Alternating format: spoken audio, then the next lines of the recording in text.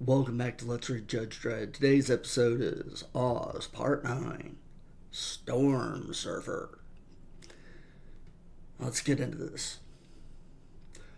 1,000 K's out and no way back, even if he wants. Strangely, since he'd made the decision to surf on, to strike out across the Pacific, a heavy weight has lifted from his shoulders. He knows he is going to die, and he doesn't care. Out here, where the vastness of the Pacific has almost washed away the ravages of man's wars, and the sea is blue, and the air is almost clear.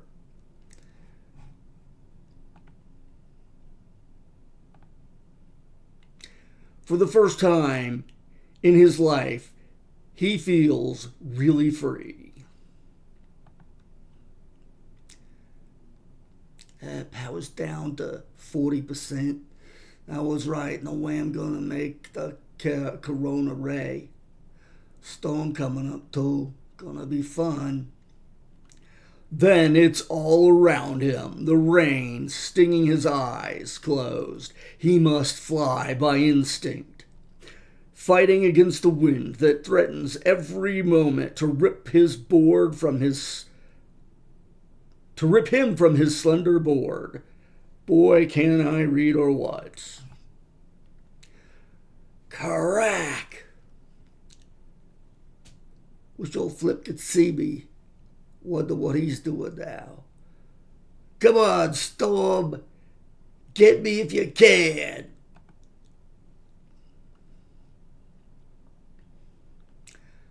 Good evening, Mega City, and welcome once again to Chop Watch.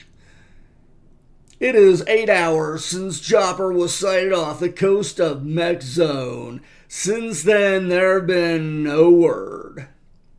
Weather satellites show a tropical storm of hurricane force 1,000 Ks west of his last known position. If Chopper is heading into this, is there any hope he can survive?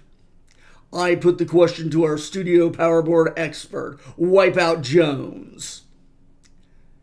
Hurricane, forget it, man.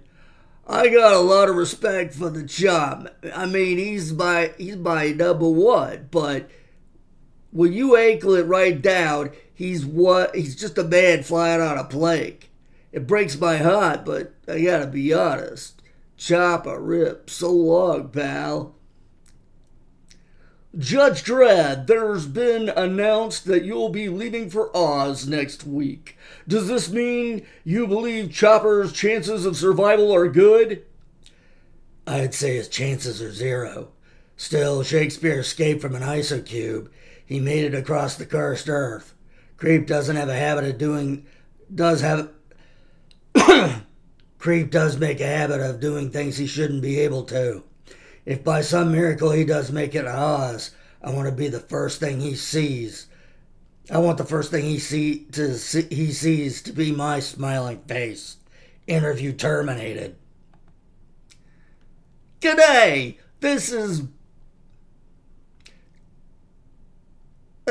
bottled Grego and in Sydney, Melbourne.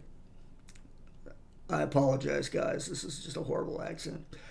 Sydney, Melbourne Gardens in the heart of Oz, where the cream of the world surfers have begun to arrive for next month's Super Surf 10. Already the air is thick with boarders putting in some early practice in this section of the city specifically set aside by the Oz authorities. Jug McKenzie. And I think I'm screwing up the accent badly, so sorry. Jug McKenzie, because this guy sounds like he's not Australian anyway. Jug McKenzie, World Super Surf Champion for the past 2 years. I suddenly sound like I'm not from Australia.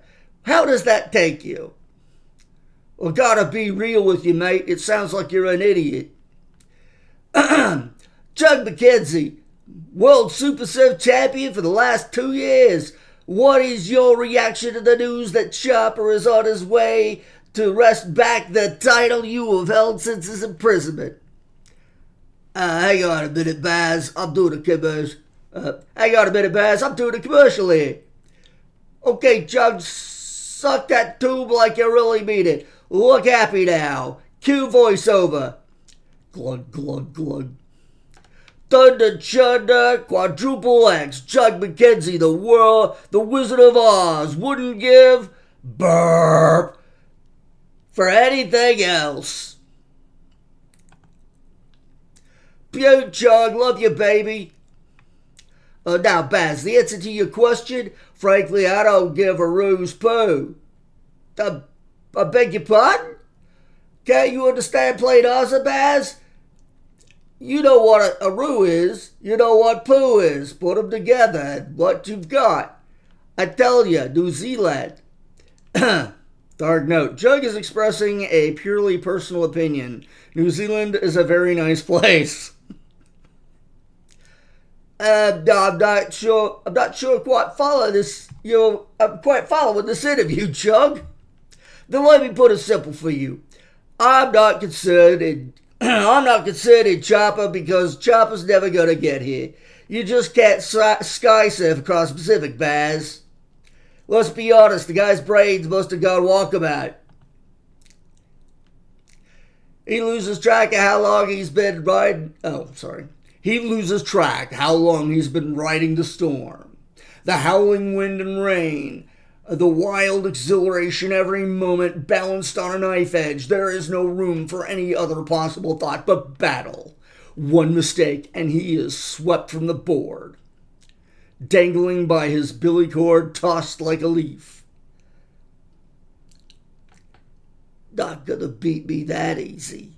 Hell, might as well have not bothered. Board's running on red. I'm out of juice.